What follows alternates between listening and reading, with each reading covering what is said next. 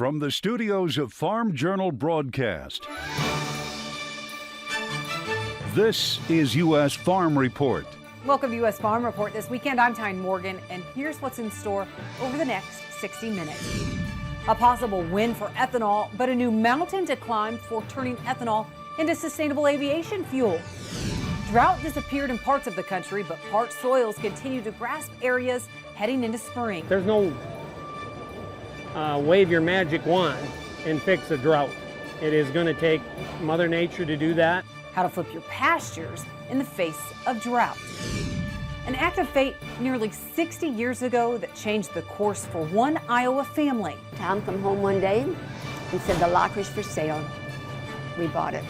And at 87 years young, it's her grit and business sense worth celebrating. She's kind of a force of nature, there's no doubt about it. She, and probably even more so than anybody realizes. We share that story in this month's Women in Ag.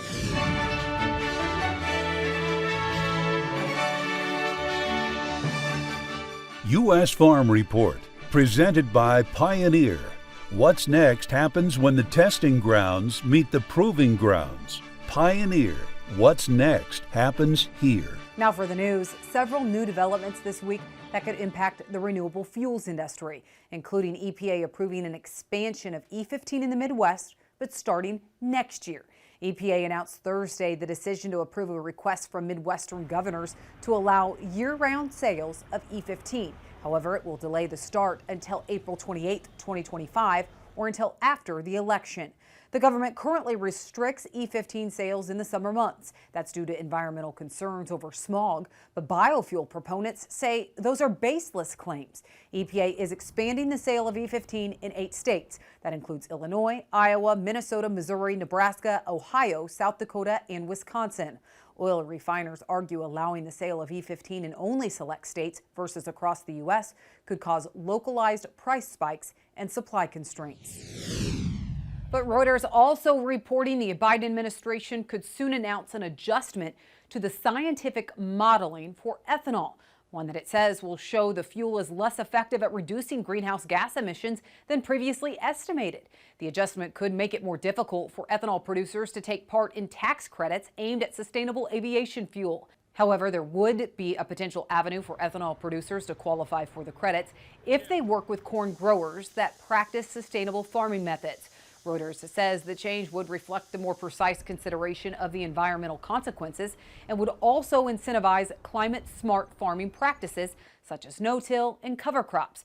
A White House spokesperson telling Reuters no final decision, though, has been made. The ethanol industry holding the National Ethanol Conference in San Diego this week, highlighting the importance of E15 and biofuels. The Renewable Fuels Association also releasing the economic impact of low-carbon ethanol and its co-products, saying last year more than 72,000 U.S. jobs were directly associated with the ethanol industry. It says the industry created $32.5 billion in household income and contributed just over $54 billion to the nation's gross domestic product, calling it the second highest GDP contribution ever. Well, drones are fast becoming a popular tool for producers, but now the FBI is issuing a warning about using drones manufactured in China. The agency saying drones from China continue to pose a significant risk to critical infrastructure and national security. Officials say if ag drone users don't maintain the integrity of the information they collect, that there is a potential for that information to be exploited.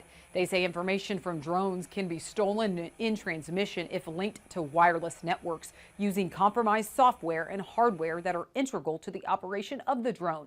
Several federal agencies have banned the purchase and operation of drones from companies such as DJI and fellow Chinese commercial drone makers XAG and Autel Robotics due to their potential for exploitation.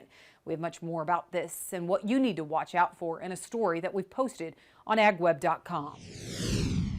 Well, if it feels more like spring than winter, you are not alone. Warm weather is pouring into the lower 48 much of the country right now, and we'll see above average temperatures through next week.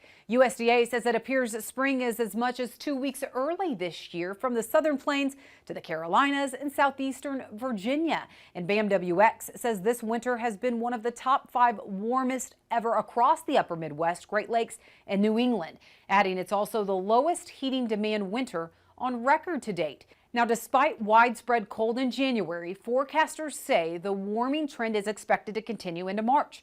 We do expect to see continued near or above normal temperatures.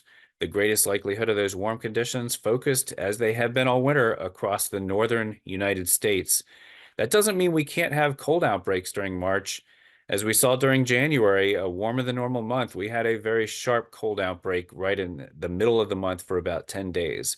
So we do have to be concerned with the warm spring that we could see episodic cold outbreaks causing potential harm to winter grains and fruit crops as well as ornamentals. Take a look at this. Ice coverage across the Great Lakes is now record low due to the well above average temperatures across the region. Rippey says he does expect storms to continue slamming California, while the rest of the country sees below or near normal precipitation heading into spring. But we just mentioned it. It definitely did not feel like winter this week with a major warm-up for much of the U.S. Does Matt Engelbrecht agree with how long it could stick around? That's next. Farm Journal's Smart Farming Week, exploring innovation on the farm, the technology of tomorrow, ready for today.